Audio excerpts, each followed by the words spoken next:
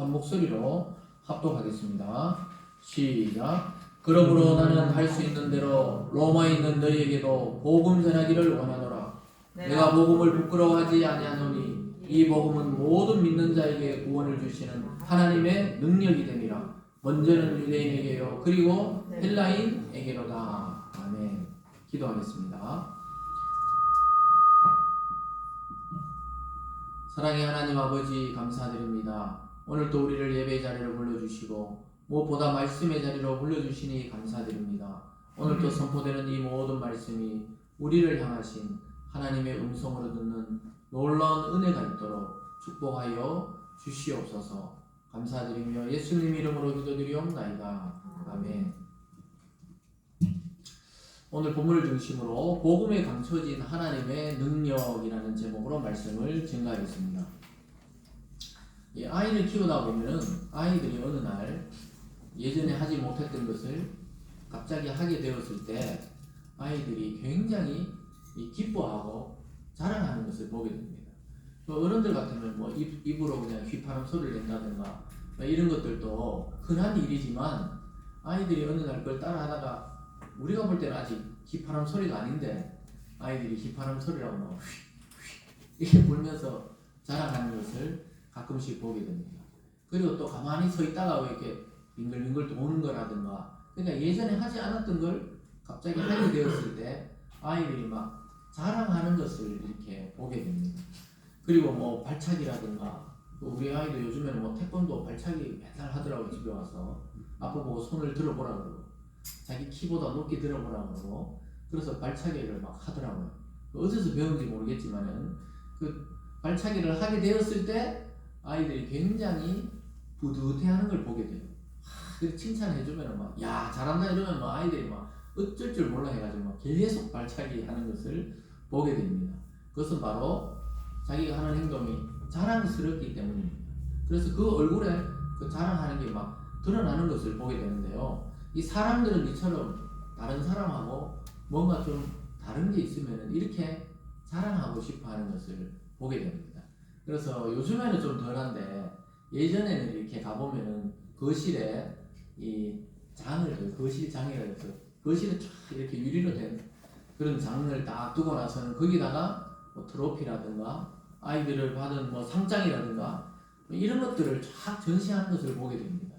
특별히 또 뭐 대통령하고 찍은 사진이라든가 아니면 뭐 그런 표창장이라든가 이런 게 있으면 다 붙여놓습니다. 또 뭐 제 이야기에서 그렇지만 예전에 2002 월드컵 때 막 열심히 막 응원전 하러 막 이렇게 하러 다녔더니 어느 날 뭐 아무 우편에 연락처도 없는 그냥 청와대 이렇게 적힌 우편이 그냥 하나 집으로 날라왔어요. 그래서 와 이게 뭐 드디어 잡혀가는구나 이런 생각하면서 우리 집 주소 나오고 위에는 그냥 청와대 이러면서 무슨 뭐 이렇게 우편에 붙은 것도 없이 그냥 와 있더라고요. 그래서 막 집에서 막 걱정을 하면서 못 뜯어보고 계시더라고요. 이게 드디어 내가 뭐 하고 돌아다니는지 몰랐더니 드디어 뭐가 날라왔구나 이렇게 딱 보니까 이렇게 막 친애하는 뭐 김승욱님 뭐 이렇게 쫙 해가지고 월드컵에 성공적으로 월드컵을 이게 할 수 있도록 열심히 힘써줘서 감사하다면서 대통령 김대중 이렇게 해가지고, 그때 김대중 맞죠?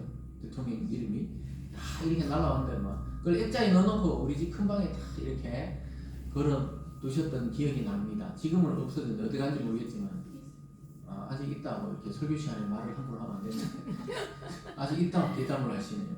그러니까 그걸 쫙 이렇게 걸어놓고 그러던 기억이 납니다. 그래서 우리는 막 이 청와대 이마탄 이 색깔 보니까 야 청와대에서 이렇게 붙여주는구나. 그 되게 있잖아요. 이게 두렵잖아요 우리는. 근데 보니까 막 감사 인사를 이렇게 대통령이 보내온 거였습니다. 그래서 보면 막 큰 방에다가 다 이렇게 이제 걸어놓는 거죠. 그러니까 뭔가 자랑할 게 있으면 사람들은 잘 보이는 데 놔둔단 말이에요. 그래서 우리 딱 요즘엔 아파트니까 아파트 입구에 딱 이렇게 신발장 지나서 어느 집에 가보면은 뭐 시장님하고 찍은 것 아니면 유명한 연예인들하고 딱 찍은 거 이 사진을 크게 확대해가지고 해놓는 거 보게 되는데 그 전부 다 자랑스러워서 이렇게 해놓는 거죠. 그러니까 아마 여러분들도 뭔가 자랑할 것이 있으면 사람들에게 막 입이 근질근질하다 하잖아요. 자기 자녀가 만약에 뭐 서울대를 들어갔다, 우리나라는 막 서울대 가면 막그 꼭죽지만 서울대 들어갔다든지 아니면 뭐 저는 외국에 뭐 하버드에 들어갔다든지 이러면 막 엄청나게 자랑하는 것을 보게 돼요. 그만큼 이 인간은 뭔가 남하고 다른 게 있으면은 드러내고 싶어 하는데 오늘 사도 바울은 자기가 뭔가 이렇게 자랑하고 싶은 게 있다는 거예요. 와, 막 드러내고 싶다는 거예요. 그래서 오늘 로마로 가서도 와, 이것을 이야기하고 싶다는 거예요. 그게 뭐냐 하면은 우리가 지금까지 쭉 살펴보고 있는 복음을 자랑하고 싶다고 오늘 이야기하고 있습니다. 그 복음 속에 뭐가 감춰져 있길래 그걸 막 자랑하고 싶다는 거예요. 자기가 하나님께 받은 복음, 구원하신 예수님께 들은 그 복음을 막 자랑하고 싶어서 이게 막 터져나오는 그 자랑 때문에 오늘 편지를 쓰고 있다고 이야기하고 있습니다. 그래서 지금까지 사도 바울은 많은 길이 막혀가지고 로마로 갈 수 없었지만 자기는 로마로 가서 자랑을 하고 싶은 게 있다는 거예요. 이 감추어진 자기 마음속에 막 이 터져나오는 이 기쁨. 지난 시간에는 복음의 빚진 자 그래서 막 빛을 지고 있는 자처럼 막 전한다 그랬지만 그게 우리가 보통 생각하는 그런 빛을 진 게 아니고 그 어두운 그런 이야기가 아니고 오늘 밝히고 있어요. 내가 막 드러내놓고 자랑하고 싶은 게 있는데 그게 바로 복음이라는 겁니다. 그것은 왜 그러냐면 그 복음 속에 하나님의 능력이 감춰져 있기 때문이죠. 그래서 오늘 첫 번째로 보면 로마에서도 자기는 복음을 자랑하고 전하기를 원한다 이렇게 바울이 이야기하고 있습니다. 그래서 바울은 할 수 있는 대로 직접 로마로 가서 자기가 자랑스럽게 여기고 또 귀하게 여기는 이 복음을 전하기를 원하고 있습니다. 모든 사람에게 할 수 있으면 복음을 전하는 것이 자기의 소망이라고 이야기할 정도였습니다. 그래서 우리가 막 은혜 받고 가슴 속에 이 불이 붙을 때는 이 예수님에 대해서 막 전하고 싶어가지고 만나는 사람마다 예수를 이야기하고 또 교회 가자 그러고 막 이러는 이 불이 붙을 때가 있어요. 근데 바울은 부활하신 예수님을 만나서 일생 동안 계속해서 그렇게 복음에 불이 붙었다고 이야기하고 있습니다. 그래서 바울은 로마로 가기 싫어서 로마로 안 가고 있다 이런 소문이 있었어요. 바울은 로마로 가면은 자기 생명이 위험할까봐 안 간다. 또는 또 바울은 진짜 사도가 아니기 때문에 그렇다. 왜냐하면은 바울이 죽을 때까지 공격받았던 게 뭐냐면 이 사람은 사도가 아니라는 거예요. 자기가 예수님 믿는 사람들을 막 감옥에 넣고 잡으러 다니고 이랬던 사람이었는데 자기가 변했다 그러면서 어느 날 뭐 예수님을 부활한 예수님 만났다 하면서 막 자기도 복음의 사도다 그러니까 사람들이 유대에서는 인정을 안 했던 거예요. 왜 그러냐면은 사도란 것은 예수님이 살아계실 때 직접 예수님이 선택한 12명의 제자를 사도라 그러는데 자기는 뭐 예수님 믿는 사람들을 막 옥에 가두고 또 예수 믿던 스데반 집사가 돌마다 죽는데도 당연히 죽을 짓을 했다 그러면서 그 증인으로 서 있던 사람이 바울이었단 말이에요. 그러니까 이 기독교인들이 바울을 받아들일 수가 없는 거예요. 바울을 받아들이기가 어려웠던 겁니다.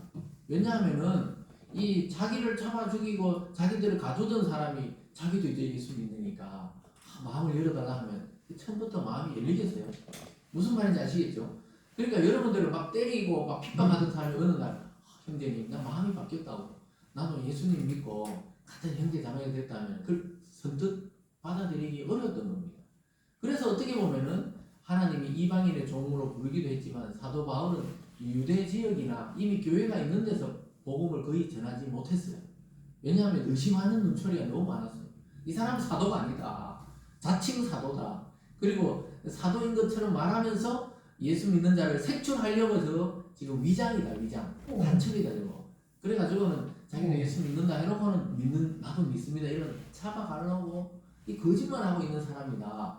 이런 이 유언비어를 엄청나게 많이 들었어요. 그래서 사도로 인정을 굉장히 못 받습니다. 나중에 예루살렘에 가서 이제 베드로도 만나고 또 예수님의 육체적인 동생 야고보도 만나고 이렇게 하면서 이제 정식적으로 또 이렇게 사도로서의 그 인정을 받게 되지만 사실 오랜 시간 동안 사도 바울은 예루살렘에서는 인정을 못 받던 그런 입장이었습니다. 그래서 사람들은 계속해서 저 사람은 아직 신뢰하기 어렵다 이런 소리를 듣기도 했고 또 로마로 가지 않는 이유가 저 겁이 나서 로마를 안 가는 것이다 이런 소문이 많이 돌았어요. 그러니까 사도 바울은 아니라는 거예요. 내가 못 간 것은 우리 지난 시간에 살펴본 대로 하나님이 아직까지 나의 길을 막고 있고 또 자기가 세워놓은 교회를 돌봐야 되고 예루살렘 교회에 또 이 구제 헌금을 전달해야 되고 이런 일들이 많이 남아 있다고 이야기하고 있습니다. 그래서 사도 바울의 그 행적은 사도행전 후반부에 많이 기록이 되어 있고 이 로마서는 사도 바울이 직접 복음에 대한 내용을 변증하고 있는 겁니다. 그래서 15절에서 다시 보면 이렇게 말하고 있죠. 그러므로 나는 할 수 있는 대로 로마에 있는 너희에게도 복음 전하기를 원하노라. 복음이 도대체 무엇이길래 이 사람은 할 수 있는 대로 자기는 로마에 있는 사람들에게도 복음 전하기를 원한다는 거예요. 그래서 내가 뭐 너희들이 두려워서 안 간다. 또 나는 저 사람은 사도가 아니다. 그렇기 때문에 이제 로마까지 가서 막 목숨 걸고 전하지 않는다. 이런 소문은 거짓말이다. 나는 로마로 갈 수 있기를 원하고 있다. 너희에게도 이 복음 전하기를 간절히 원한다고 이야기합니다. 여러분 도대체 복음이 뭐길래 한 사람의 인생을 이렇게 바꾸어 놓았을까요? 이 사도 바울은 원래 유대인 중에 유대인이요 바리새인 중에 바리새인이었어요. 율법학자 중에 최고의 학자인 가말리엘 문화에서 공부를 하던 그 율법학자였어요. 그리고 앞으로 유대 종교 지도자와 정치 지도자가 될 코스를 밟고 있던 사람이 바로 사도 바울이었어요. 또 그는 로마 시민권까지 갖고 있었어요. 로마의 지배를 받고 있었지만 로마의 시민권까지 있던 아주 이 신분과 지위가 아주 높은 사람이고 안정된 사람이었습니다. 그래서 유대교회라 하면 막 최고의 자부심을 가지고 있던 사람이고 율법에 대해서 자기가 자랑하자 하면 율법은 뭐 율법의 자랑으로 똘똘 뭉쳐있던 사람입니다. 그렇기 때문에 어느 날 갈릴리에서 낯선 청년 예수님이 막 메시아라 그러고 나타나고 막 그 따라다니는 사람들이 못마땅했어요. 저희 이단의 개수들 막 이단들 막 이러면서 막 예수 믿는 사람들을 색출해내려고 다메섹으로 가다가 부활하신 예수님 이 태양빛보다 더 빛나는 예수님을 만나고 인생이 뒤집어져 버렸어요. 그렇게 자기가 핍박했던 그 예수가 진짜 하나님의 아들이시고 부활하셨고 자기 자신마저 구원할 메시아였다는 것을 깨닫고 난 이후에 인생이 완전히 말 그대로 하루아침에 인생이 달라져 버렸던 사람입니다. 여러분 이럴 수 있을까요? 보통 사람들은 한 30대, 한 20대 이상만 돼도 50대 이상은 말할 것도 없고요. 사람들 그래서 어른들이 아이고 사람 고쳐 쓰는 거 아니다. 안 변한다 이 말이에요. 사람이 한 성인이 되고 한 50살이 되고 60세 되면 안 변합니다. 변할 것 같잖아요. 안 변해요. 그런데 성경을 보면 수많은 사람이 예수님을 만나고는 확 변화됩니다. 이 사도 바울이야말로 변할 수 없는 사람이에요. 자기 위치와 자기 집안과 자기의 그 학벌로 봤을 때 도저히 아무 있잖아 학벌도 없고 그 학문도 없고 높은 위치에 있지 않았던 예수님을 따른다. 도저히 그럴 수 없던 사람인데 예수님을 만나고는 자기의 자랑이 바뀌어버렸어요. 유대교를 자랑하고 율법을 자랑하고 아브라함을 자랑하고 모세를 자랑하던 사람에서 예수 그리스도 이 복음 이 소식을 전하는 자로 바뀐 사람이 바로 사도 바울입니다. 어떻게 그게 가능했을까요? 오늘 자세히 자기 자신이 설명합니다. 이 복음 안에 어떤 능력이 감춰져 있다는 거예요. 우리가 이 비밀스러운 것 집에 보물이 있고 뭐 금이 있고 다이아몬드가 있어 막 싸서 옛날에는 막 장롱 안에 어떤 사람들은 막 그 냉동실 안에 막 넣어놓잖아요. 그러다 냉장고 막 바꾸면서 그냥 그 금덩이도 같이 막 모르고 막 딸려가고 이래가지고 막 그런 일들이 있죠. 또 세탁기 밑에 넣어놨다가 막 세탁기 그 밖으로 온 사람이 모르고 가보니까 세탁기 밑에 막 5만원짜리가 막 엄청나게 쌓여있더라는 거예요. 아직까지는 못 찾았을 거예요. 뉴스에 나왔었는데 아직까지 주인을 못 찾았을 거예요. 그 사람들이 자기가 감춰놓고는 잊어버린단 말이에요. 다 감춰놓고는 잊어버리는 경우가 많아요. 여러분 오늘 집에 가시거든 잘 다시 한번 점검하세요. 냉장고, 장롱 잘 점검해가지고 혹시 내가 감춰놓고도 잊어버린 게 있으면은 특히 남성분들 그 비자금 이런 거 있잖아요. 그러면은 잘 이렇게 거의 들통난다 그러잖아요. 그래서 왜 이 남편이 어떤데 그 사연을 보니까 남편이 막 베개를 못 빨게 한다는 거예요. 나하고 비슷하네. 베개를 못 빨게 해요. 베개를. 보니까 베개 속에 있는 그 비싼 놈을 감춰놨는데 어느 날 갔다 오니까 막 세탁기로 탈탈 털어놨더라고요. 탈탈. 그리고 나중에 막 종이가 막 이게 헤어져가지고 돈이 그런 경우들이 많이 있죠. 옛날에 보면 막 희한하게 많이 숨기는데 오늘 이 바울은 이게 지금 복음 속에 뭔가 감춰져 있다는 거예요. 복음이라는 것은 우리가 지난주 설명했습니다. 예수 그리스도. 또 예수 그리스도가 행하신 일들을 이 복음이라는 거예요. 좋은 소식이라는 거예요. 이 복음을 듣고는 자기가 막 감춰놨는데 이 감출 수 없는 그러한 자랑이 숨어 있다는 겁니다. 뭐가 이렇게 바꿔놨을까요? 저와 여러분의 인생이 뭐가 이렇게 도대체 예수님 믿고 이렇게 바뀌었을까요? 사람들은 그냥 교회 안 다니다가 교회 다닌다. 어떤 종교를 선택했다. 이렇게 생각하지만 그런 정도가 아니잖아요. 완전히 인생을 바꿔버린 것이죠. 그러면서 바울은 오늘 두 번째로 그 복음을 자기는 부끄러워하지 않는다 이렇게 말하고 있습니다. 반대로 생각하면요, 왜 부끄러워하지 않는다 그랬을까요? 많은 사람이 이 복음을 부끄럽다고 여겼단 말이에요. 복음의 내용이 뭐라 그랬어요? 예수가 십자가에 달려 돌아가신 것이 내 죄 때문이다. 그리고 그가 살아나셔서 성령 주신 것은 우리를 거듭나게 하기 위함이다. 그 예수가 뭔데 도대체 자기도 구원하지 못하고 십자가에 달려가 죽은 그 예수가 우리의 구원자라는 것을 믿는다는 건 너무 어리석고 부끄럽다는 거예요. 왜 그러냐 하면은 유대인들은 그 당시에 구약에 보면 나무에 달려 죽은 자마다 하나님께 저주를 받은 자라고 했어요. 근데 하나님이 그 방법으로 인간을 구원하시는 방법으로 그 저주의 방법을 쓸 줄이야 아무도 생각하지 못했어요. 사탄도 몰랐고 사람도 몰랐고 오직 하나님만 알고 계신 계획이 뭐냐? 나무에 달려 죽은 자마다 저주받은 자다. 이렇게 인식하고 있을 때 예수님은 나무에 달려서 십자가가 나무잖아요. 그 달려서 돌아가신 거예요. 그러니까 유대인들은 그런 소리 하지 말라고. 십자가에 달려 죽은 예수가 뭔 우리 구원자냐고. 그런 이야기 하들들들 말라는 거예요. 뭐냐? 그거 수치스럽다는 거예요. 그분이 우리를 구원자다. 우리는 지금 십자가가 막 많이 신성시 됐지만은 그 당시 십자가는 가장 악랄한 범죄자들이 사형당하는 사형틀이었습니다. 사형틀. 그렇기 때문에 산채로 십자가에 못 박는다는 게 얼마나 고통스러운 그런 사형 방법입니까? 거기에 달려 죽은 예수님이 우리의 구원자라니까 아무도 안 믿은 거예요. 또 그걸 믿는 자들을 막 손짓하면서 부끄럽다 그랬단 말이에요. 그래서 복음을 잘 안 드러냅니다. 사람들이 예수님 믿어도 확신을 가지고 막 십자가에 달려 죽으신 예수는 내 때문에 죽었다. 우리의 구원자다.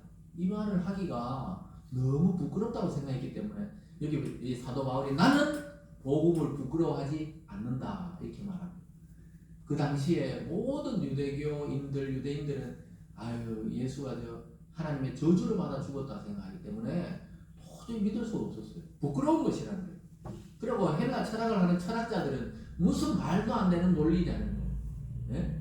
왜 그 사람이 죽는 게 내하고 관계가 있고 그 사람의 죽음이 내 죄 때문이고 그 사람의 살아남이 나를 살리기 위한 건가? 전혀 논리적이지 않고 철학적이지 않는다. 그래 그 당시에 헬라 철학이 최고잖아요. 그러니까 철학자들도 예수를 믿을 수 없었고 유대인들은 더더구나 율법하고 이게 안 맞다는 거예요. 자기들. 그래서 이 오늘날로 말하자면 여러분들이 예수님 믿고 구원받았다 이렇게 하면 사람들이 웃기는 소리 하지 마라 소위 말해서 이렇게 말하는 사람도 있어요. 그 예수가 우리하고 뭔 관계인데 그 유대 종교인데 그 이방 종교고 서양 종교인데 이렇게 말하는 사람들이 많이 있습니다. 그래서 여러분들이 예수님 안 믿다 갑자기 어느 날 감동을 받고 변화를 받아 예수 믿으면 사람들이 좀 그렇게 이야기하는 사람들이 있을 거예요. 그래서 예수님 믿는 것 때문에 학교나 또 친구들이나 사회 속에서 부끄러움을 당해봐야 이 정상입니다. 예수 믿는 거 아직도 교회 다니다니 어릴 때 다니니 아직도 다니냐 하면서 예수님 다시 온다더니 아직도 안 왔는데 아직도 믿고 있냐고. 여러분 그렇게 부끄러움을 당해본 사람만이 오늘 이 사도 바울의 이 말씀이 뭔지를 잘 깨닫게 됩니다. 그래서 그거는 당연한 거예요.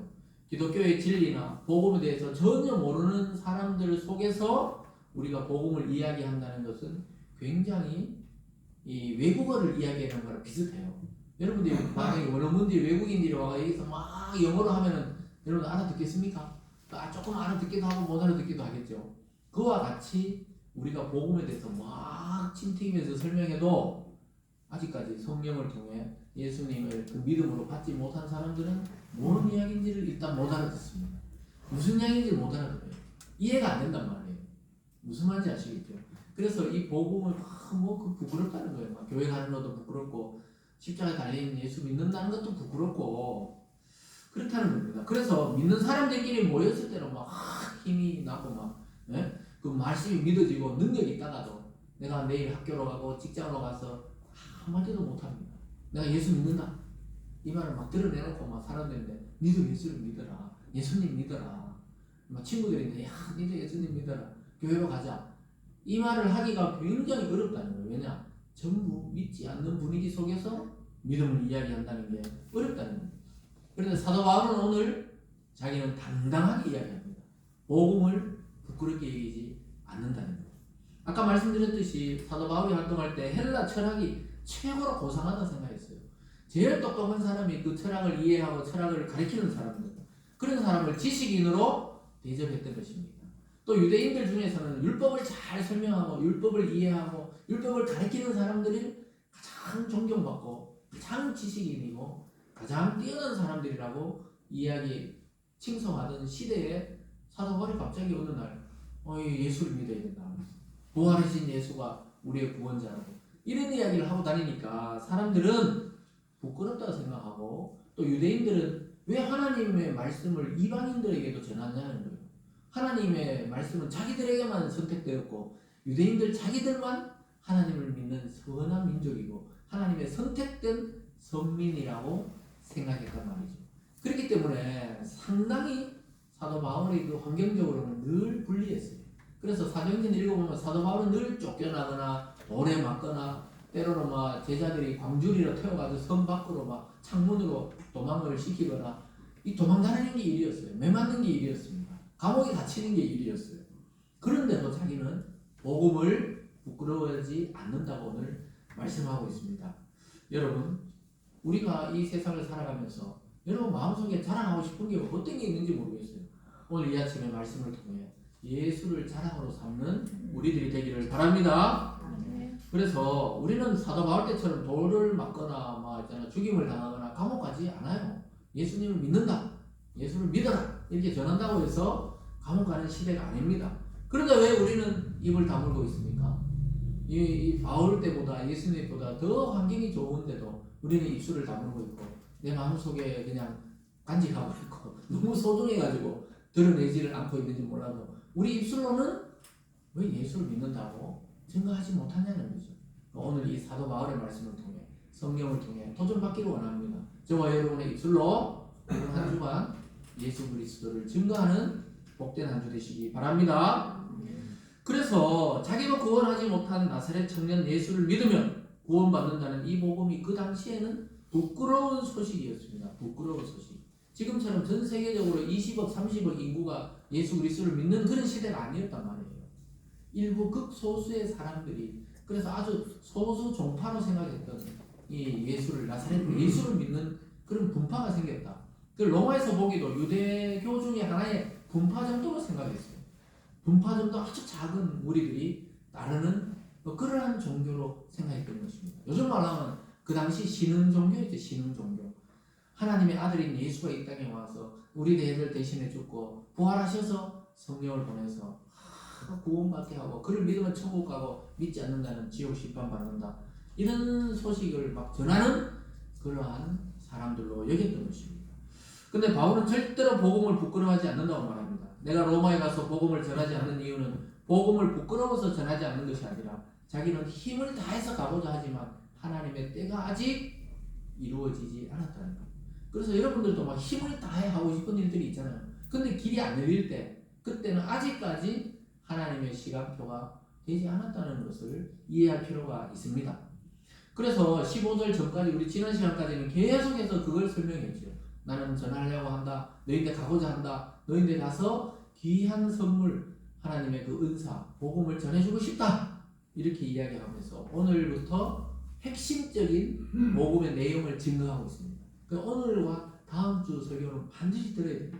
물론 다른 것도 들어야 되지만 오늘과 다음 주에 하는 것이 이 로마서의 핵심 구절입니다. 핵심. 바울이 이것을 설명하려고 앞에 쭉 배경을 설명했고, 그리고 18절부터 이어지는 내용은 이 16절, 17절 이 두 구절을 설명하기 위해서, 적용하기 위해서 12장까지 쫙 설명하는 내용이 이어지는 겁니다. 그래서 이 로마서가 참 어렵지만 이해하고 나면 굉장히 우리가 믿는 바가 무엇이고 구원의 근거가 무엇인지 알게 되는 것입니다.